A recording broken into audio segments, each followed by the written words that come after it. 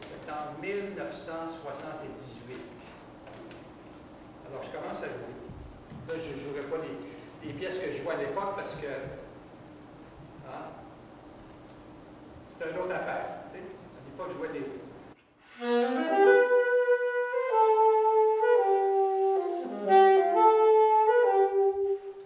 Mais je jouais des mélodies connues. Tu sais. Je ne veux pas les jouer là, ici, avec vous autres. Je jouais des mélodies connues, puis Take Five, puis Take the Coltrane, puis Round Midnight, puis toutes des pièces connues du monde du jazz. Puis au bout de 3 quarts d'heure, à peu près, j'étais content. Je regarde dans mon case de saxophone que j'avais mis là, puis je m'étais ramassé peut-être 50, 60, 70 dollars américains.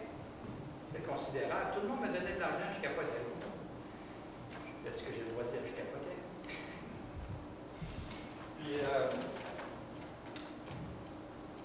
là, ben, je continue un petit peu, mais là, il y a 3 grands, on va dire des géants, je ne sais pas s'ils étaient vraiment géants, mais il y a 3 personnes afro-américaines qui arrivent à côté de moi, puis ils me regardent avec un... Puis il y en a un qui sort un nom plutôt ça de nom, puis il me regarde, puis il dit, écoute, ici, là, tu nous donnes l'argent. Mais moi, je ne parlais pas beaucoup anglais à l'époque. Tout ça, il communique avec moi en anglais. Hein? You give me the money and blah, blah, blah. Mais le problème, c'est que je leur donne de l'argent, mais là, ils ont dit non, tu ne comprends pas. Là. Ça, c'est notre spot ici. Hein? Le spot nous appartient, tu nous donnes tout ce que tu possèdes. Ton saxophone, l'argent, tes vêtements, tu gardes tes pantalons, puis ta ceinture, puis la titre. Tu comprends? Mais non, je pensais que c'était une joke au début, mais c'était pas une joke. Alors là, il n'était pas agressif, mais il faisait peur. Tu sais? Fait que là, écoute, j'ai donné tout ce qu'il voulait avoir. Puis là, je me suis ramassé toute seule, plus de saxophone, plus de vêtements, plus d'argent, plus rien à New York. Ça faisait juste une journée ou deux que j'étais là, puis j'ai dit, wow. Là, je me suis assis sur le perron, la petite marche en ciment dans le building où je jouais, puis je me suis mis à pleurer. J'avais 17 ans, plus rien. Qu'est-ce que je fous, là? Je ne peux plus rien faire à New York. Là, je pleurais comme un malade. Je ne sais pas combien de temps ça a duré, là, mon délire de pleurs, mais c'est tout à fait normal, je pense, en tout cas. Puis, quelques minutes après, 10 minutes, 15 minutes, il y a quelqu'un qui me tape sur l'épaule, tu sais, comme par affection, je ne sais pas quoi. Puis, hey, young man, what's your problem? What's going on? Qu'est-ce qui se passe avec toi? Donc là, je lui explique. Je me retourne, puis je suis un petit peu craintif parce que c'est un autre monsieur afro-américain. Puis à l'époque, on est conditionné à croire toutes sortes de trucs, mais mes parents m'ont toujours dit, François, il n'y a pas de différence entre les couleurs et tout ça. Là, fait que j'ai toujours resté calme. Je suis toujours resté calme, mais bon. Donc, je ne savais pas c'était qui le monsieur. Là. Il me dit, écoute, fais-toi-en pas, je vais t'aider. Okay? Viens chez moi. J'habite dans Harlem. Puis, OK. Mais j'avais pas le choix. J'avais même plus de souliers pour me mettre dans les pieds. En tout cas, il m'a amené chez lui. On est parti en métro, puis il a payé pour moi pour le métro, puis je suis allé chez lui. Puis en arrivant chez lui, j'étais, je pense que si je ne me trompe pas, c'est sur la 125e rue à Harlem, pas loin de la 125e avenue. En tout cas, quelque chose comme ça. J'arrive chez lui, puis on monte les escaliers, on ouvre la porte, puis là, je vois un loft à peu près grand comme ici, où on est là. Il y avait des photos de grands jazzmen partout, tu sais, des affiches, des poches, des vinyles, tu sais, c'était le bordel un peu. Il y avait un piano, un vieux piano, un piano à queue, une batterie, une contrebasse, tu sais, wow, le paradis du son. Quand j'ai fait ça, je me suis calmé un petit peu, tu sais, puis là, j'ai vu que c'était quelqu'un qui était comment dire, bon, sensible à ma cause, qui avait de la sympathie. Puis là, à un moment donné, je regarde des photos, des affiches. Puis moi, je connaissais le jazz un petit peu, mais pas beaucoup quand même. Il n'y avait pas une grande culture de jazz à 17 ans. Puis je ne savais pas c'était qui ce monsieur-là. Puis je regarde sur des affaires, puis des photos. Puis là, je le vois un peu partout.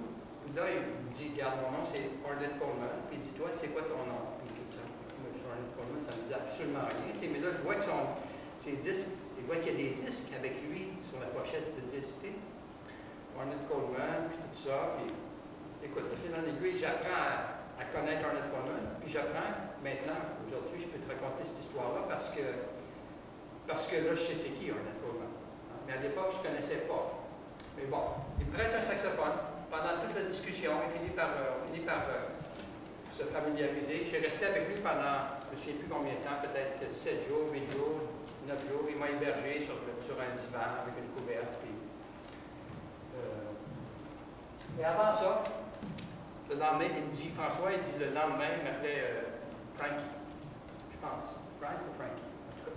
Le lendemain, il dit, on va aller dans le quartier où tu étais, on va essayer de faire le tour des shops. Parce que les revendeurs, c'est ce qu'ils font. Hein. Ils prennent des instruments de musique, puis ils s'en vont dans les shops, puis ils vendent. On va faire le tour des shops. Fait que le lendemain, je m'en vais avec lui, il dit, suis-moi, puis il me paye le métro encore. Puis